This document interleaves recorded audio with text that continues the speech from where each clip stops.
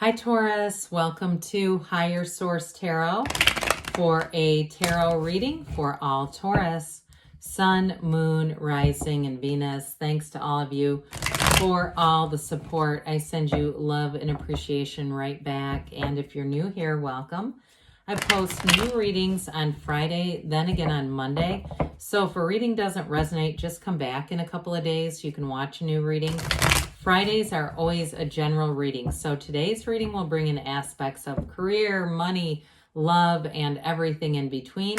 Mondays are different every week. So earlier this week was a Celtic cross style reading. Last week was a love reading. And the week before that was a 4-month predictive. If you haven't seen that one, you might like it for the months of September through December. And you also might want to hit that bell to be notified when new readings are posted. And if you like the channel and you like tarot, I'd love to invite you to subscribe to Higher Source Tarot. All right, what advice do you have for Taurus?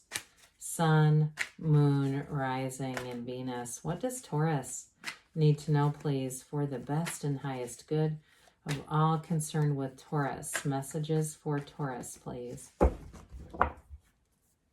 All right, so we will start here with the tarot, and then we'll have the angel answers. You've got the 10 of Cups, the 7 of Swords, the Page of Cups, and the 8 of Pentacles. I'll just move this forward a little bit here.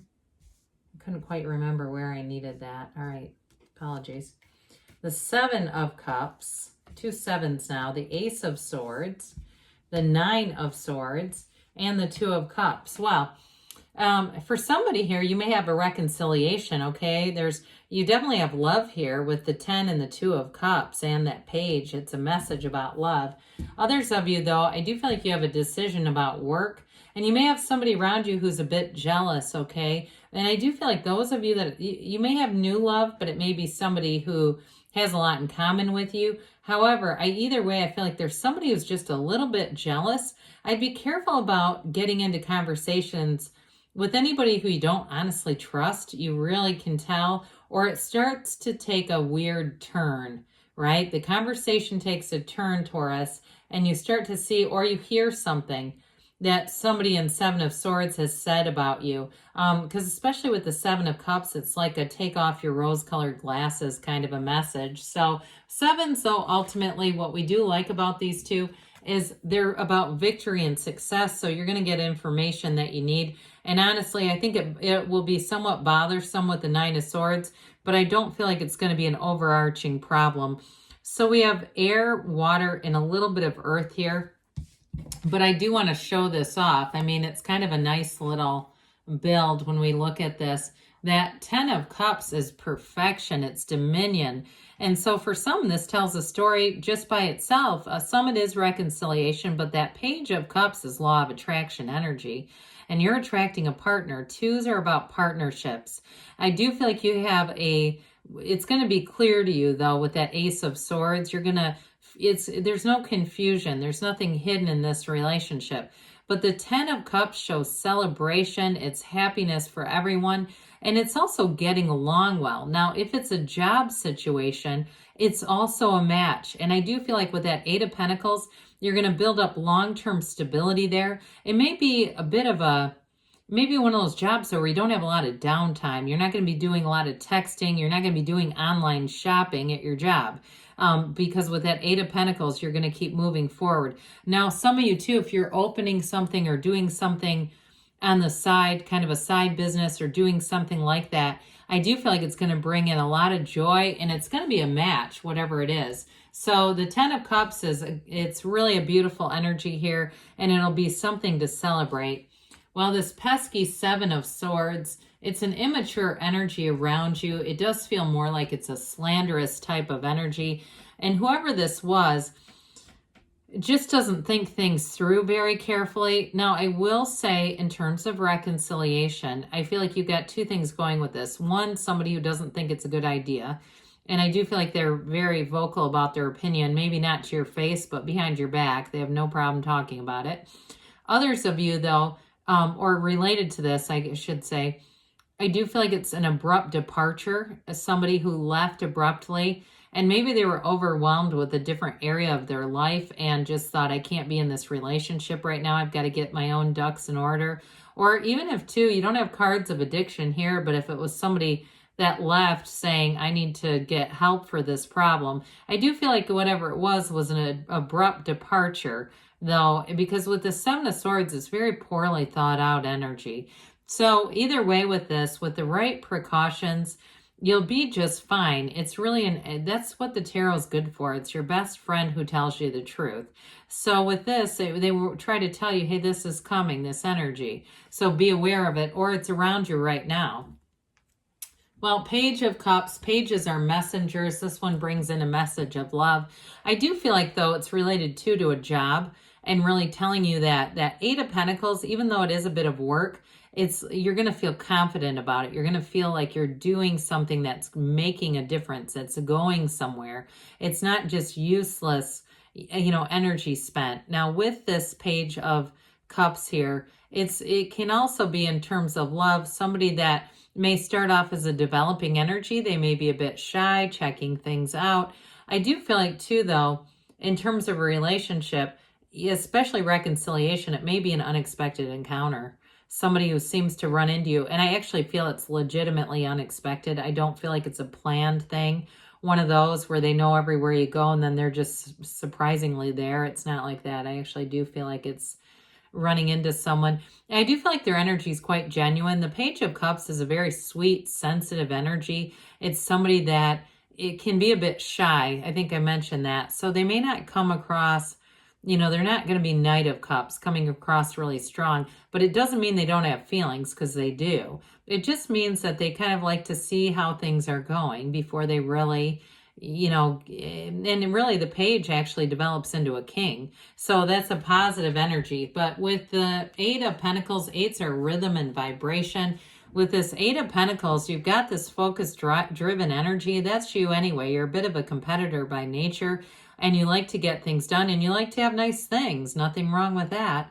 So with this Eight of Pentacles, you're going to have that focused energy at work, but I do feel like you're going to know when to play too. Now with the Ace of Swords here, like I said, anything that you initiate, especially work related, you've got those yods or yads of the tarot, the first letter of the name of God in Hebrew, coming down off the sword. I feel like you're going to have a direct conversation that really helps move things forward with this Eight of Pentacles. So you build up a long-lasting future here, and those of you too that it's a relationship, it's moving forward, okay? This is stability moving forward in your life. Well, the Seven of Cups here is, I mentioned before, for some of you, it's taking off the rose-colored glasses. You're going to see somebody in their true colors.